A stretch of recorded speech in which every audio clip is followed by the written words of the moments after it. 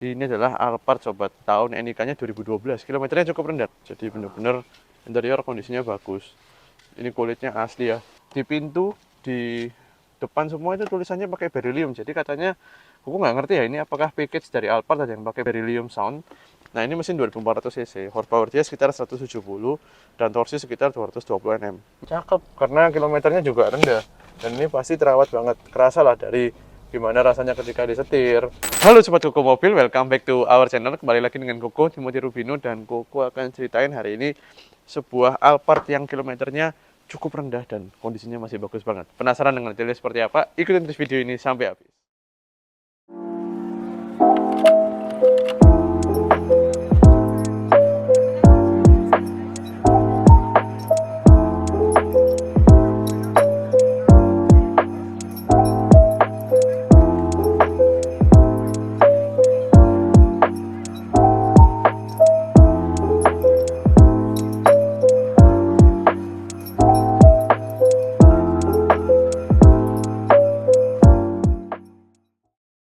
Nah, ini adalah Alphard sobat, tahun NIK-nya 2012, kilometernya cukup rendah. Nanti aku akan ceritain di dalam ya ketika nyetir.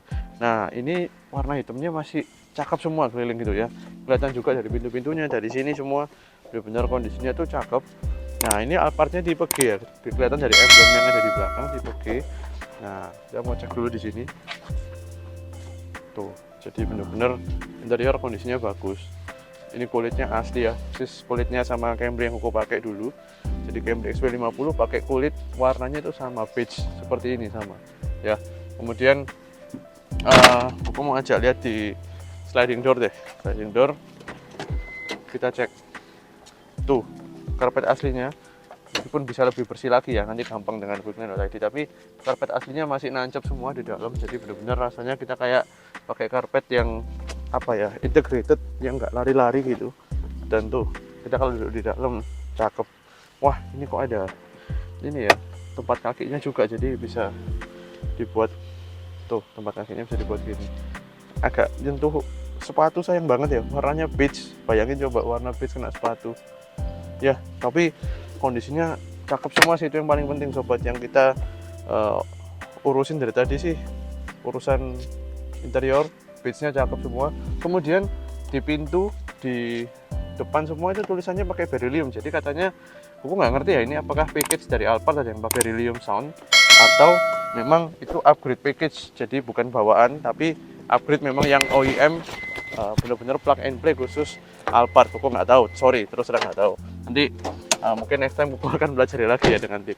Nah, aku mau ceritain dulu nih bagian ruang mesinnya ya. Ruang mesinnya dia ini pakai mesin 2400 cc sama dengan Camry XP40 dengan Harrier sobat. Harrier yang generasi terakhir muncul di 2013an gitu, 2014 udah ganti mesin, ganti model. Nah, ini mesin 2400 cc, horsepower dia sekitar 170 dan torsi sekitar 220 Nm. Memang nggak besar untuk mobil sebobot ini ya, seberat ini, tapi dia menggunakan transmisi CVT yang sangat fleksibel. Nanti aku akan ceritakan di dalam. Jadi intinya transmisi ini sangat benar-benar bisa lock up RPM direndah biar irit, bisa juga langsung responsif ketika kita butuh tenaga. Makanya jarang orang bilang Alphard itu gembot kalau sudah pakai CVT ya. Kalau yang sebelum ini generasi 1 memang masih pakai 4-speed matic. Nah, itu agak sulit larinya. Kalau yang ini jauh lebih enak.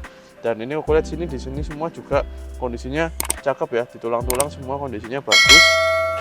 Mau ceritain dulu di sebelah sini, cek aman sih ya, aman semua silsilnya. Jadi aku terus terang belum buka, ini baru pertama kali buka sobat. Jadi supaya sobat tahu bahwa kita benar-benar inspeksi itu jujur ya, seperti sobat melihat sekarang, kita juga lihat, kita ceritakan kondisinya apa adanya. Oke, ini Alphard 2012, Koko pengen segera coba jalan. Let's go, kita coba jalan.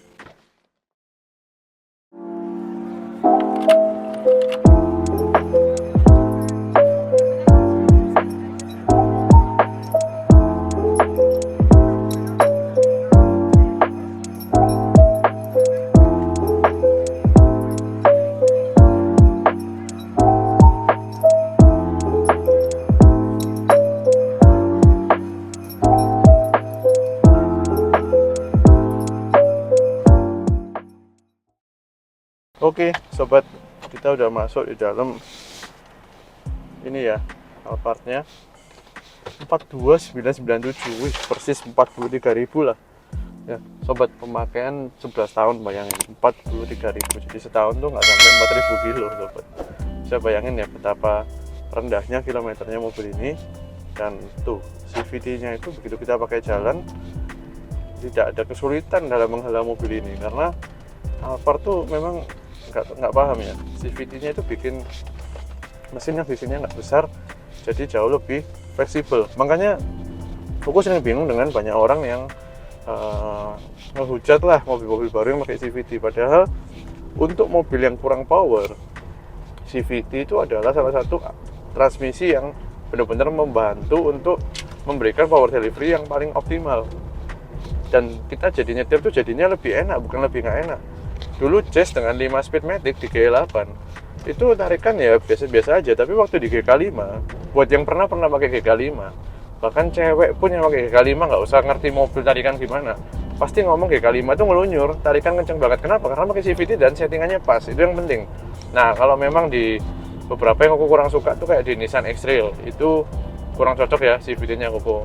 Dia terlalu powerful, tapi nginjak pelan-pelan nggak bisa, kemudian RPM loss-nya banyak. Nah, kalau di Toyota sobat, Toyota sebenarnya secara feeling sih CVT-nya nggak gimana-gimana, tapi dia itu menurut aku sukanya adalah sangat efisien. Dia nggak banyak RPM loss-nya ya, selisih dengan mesin, dengan ban itu selisihnya nggak banyak, jadi cukup efisien. Dan itu juga diterapkan di Alphard ini sobat. Nah, di Alphard ini CVT-nya juga sehat semua, dan kalau kilometer udah agak tinggi kan CVT juga kadang-kadang mesti perawatan ya untuk mobil gede gini juga. Nah, di Alphard ini kebetulan kondisinya masih cakep karena kilometernya juga rendah, dan ini pasti terawat banget, kerasa lah dari gimana rasanya ketika disetir, setirnya, maticnya, mesinnya gitu.